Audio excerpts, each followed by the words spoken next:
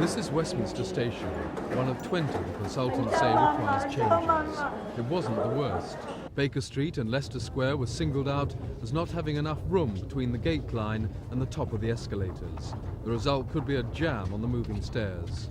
Among 60 recommendations, the consultants call for passengers to be able to force their way through closed barriers. At the moment, they can only be opened by keep-fit experts and certainly not the old and vulnerable.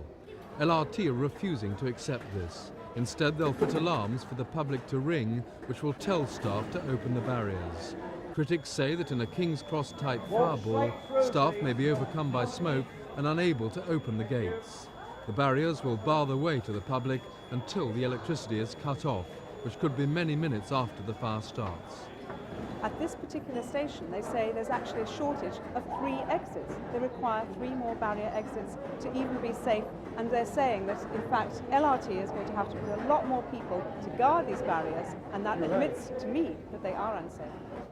If somebody is pressing against a particular gate at the time that the staff push the emergency button, then that gate will not open and passengers will not be able to get out without using sheer force to force it open.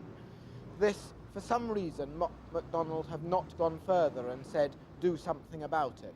But we believe that it could be a potential hazard, and we are looking for London Regional Transport to deal with it. We needed LRT permission to film at Westminster. As a result, the manager and railmen were highly visible at the barriers. Despite that, queues formed. What's gone wrong? Nothing's gone wrong at the moment, sir. What's happened is a passenger has taken somebody else's return ticket. Dr. Tony Ridley, the man responsible for London's tube barriers, also put them on the Newcastle Metro when he was in charge there 14 years ago. Last year, as LRT were introducing the gates on a grand scale in London, Newcastle decided to scrap Dr. Ridley's barriers, saying they were too complicated, too expensive to maintain, and only marginal in deterring fraud.